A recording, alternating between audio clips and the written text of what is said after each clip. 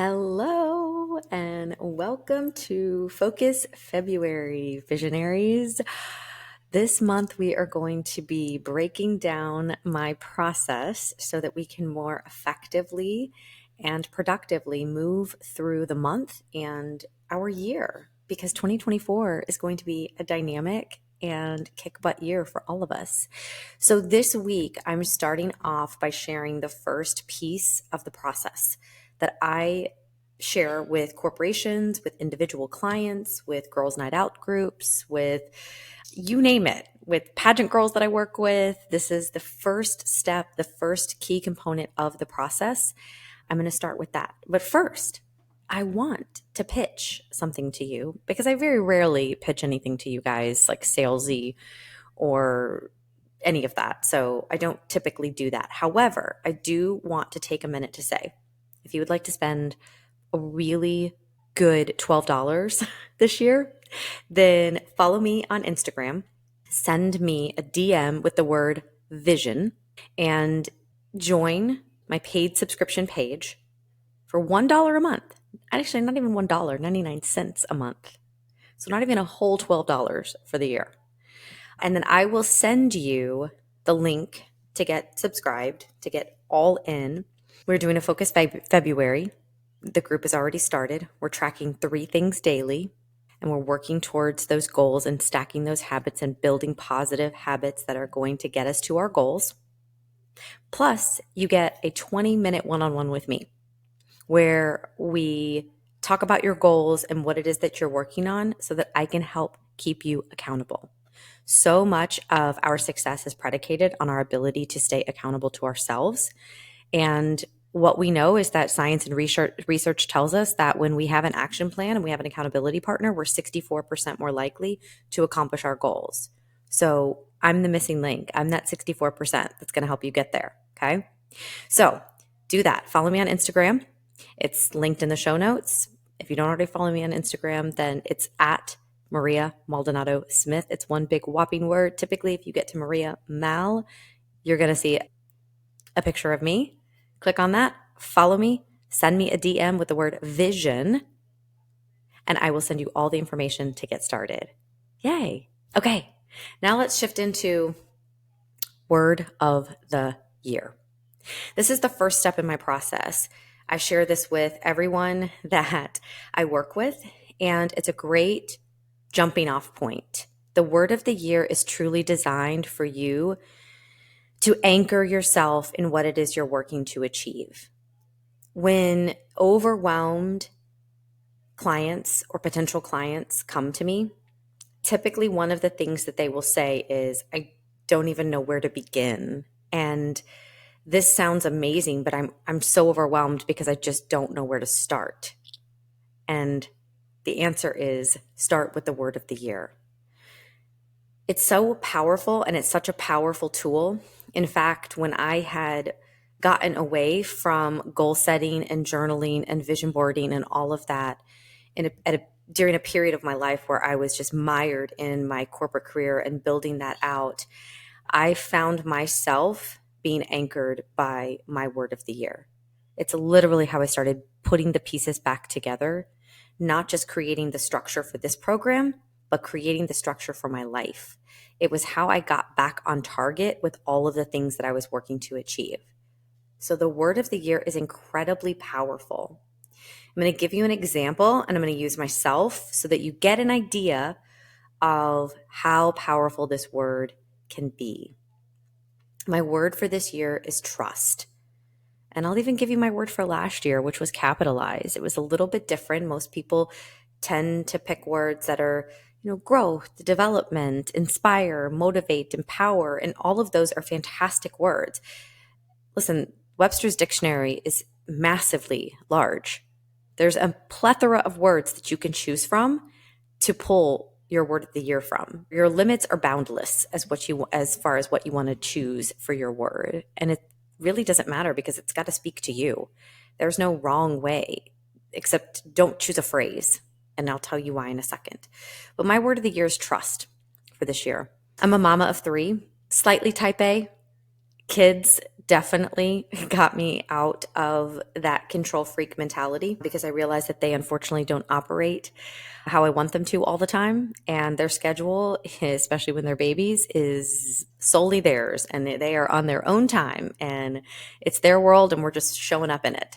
So I still have those tendencies, though, in my life to want to control the outcomes of everything. I'm a massive planner. I know what I'm going to be doing next month. I know where I'm going to be in a year from now. I have vacations planned out pretty much for the next decade. And that's how I move through life. However, that also can be counterproductive to my effectiveness and my overall ability to pivot and be flexible at times and to adapt. So, one of the things that I have realized is having trust in myself, having trust in the process, just trusting that things are happening how they're supposed to is difficult for me at times. I need to let go. I need to let be. I need to let things just happen how they're supposed to. So I chose that word very intentionally, which is another great word of the year if you decide to use that, because I wanted to truly understand why and how I react to certain things, why I don't trust myself at certain times. When I'm super confident in other areas or aspects of my life, what are the pieces of my life that I find I'm not trusting myself? You know, Barbara Walters famously said, the hardest thing you'll ever do is trust yourself. So that's why I do a lot of mirror work every morning. And I stand literally in front of the mirror and tell myself that I trust myself and that I've got this. And that's because I'm still a work in progress, as we all are. Even though this process was put in place and I designed it because one, I know it works, but two, it's because I am working through it daily. I am in the process daily to make myself more productive, a better version of myself, and to truly lean into what I know that it can offer. But the word of the year is the most beneficial jumping off point if you are completely stuck and just don't know anywhere to go. What I recommend is spending 10 to 15 minutes thinking about what it is you want to accomplish. Because in a couple weeks, when we dive into our core goals, you're going to find that you're going to utilize that aspect of your word of the year. It's going to come back up. But we typically have an idea of what we want to accomplish, or at least where we want to be in a year from now. Start writing down some of those things. What are the emotions? What are the feelings? What are the tactical type of things that you might want to accomplish? How are you going to get there? Think about words that keep coming up throughout that process. Start circling some of those words. Even if it is a phrase, be more mindful, take time for myself, set aside time, and you start noticing that there are a lot of themes around mindset or a lot of things around time. Maybe it's time that you're wanting to give yourself back. You're wanting to be more present with things. And then you land on a few choice words. So you land on time, you land on presence, you land on purpose, maybe. You land on mindset. You land on maybe growth, because these are all things that are surrounded within that space. And then you let the word come to you. I typically find that's the best. Don't force it, don't push it. I tried to push mine this year. In all honesty, I tried to push mine and I tried to force something that just wasn't there. And then as we were doing our vision board session, actually a few weeks before, I'll be honest, a few weeks before is when the word came to me and I realized I needed to shift gears, and what I thought was going to be my word of the year for 2024 ended up completely going away, and this new word, trust, presented itself. So as you get into this process, what I love is that when you anchor yourself in that and you start anchoring your goals in that, and by the way, this word goes in the middle of your board. It's the only aspect or step of the process when making the actual vision board that I ever dictate to people. I don't preach quadrants. I don't teach a method around vision boarding when it comes to that, because the board is literally the ancillary visual representation to your goals. The plan, the action plan, all of that is what you're building out. So anyone who's ever done a vision board and thinks it's just a fun craft, it's typically because you've probably gone and done something similar where it's just a fun craft. You're not purpose driven in it. You don't have goals. You're just picking out fun images that appeal to you. And we'll talk about that in some other sessions as throughout Focus February. But for this week, I just want you to focus on finding your word, because that word is going to be centered in your board. Your year can start now. It did not have to start January 1st. It did not have to even start February 1st. It can start today. So be mindful of that. Think about the word that you want to describe your year, to encompass the feelings, the emotions, the goals, the objectives, the things that you're striving to achieve. So that is the word of the year. And I think what you'll find, I know what you'll find because it's been proven every time I work with a client or a corporate group, and we've worked together for, even if it's only 3 months or 6 months or a full year, that the word takes on a life of its own. And what you typically find is that your word of the year becomes way more rooted in, if you've listened to any of my earlier episodes around the science behind goal setting, the science of vision imagery, words have a similar tendency. Anything that we're bringing into our space, into our universe, so to speak, we're allowing that in. We're accepting it. We're saying this is what we want more of. And our brain goes to work. Our neurons are firing. The chemicals in our brain are lighting up. They're telling us, yes, this is okay. This is what you want to see. This is what you want to hear. Then I'm going to do it for you. I'm going to make it happen. I'm going to show you all the ways that this word can show up for you in your life. It's one of the coolest, most amazing phenomenon that you have within that goal setting space. And it's why I continue doing the work that I do, because when women and men and kids have these aha moments, it's freaking awesome. And I want you to have that too, because it's so special when you can look back and reflect on just 1 month of your year, 2 months, a quarter, half a year, when you're doing a mid-year check-in on yourself and doing kind of that checkup from the neck up, like, where am I mentally? Do I need to get myself back in the game? What haven't I been doing? What promises have I been breaking? Commitments have I not been honoring to myself, etc.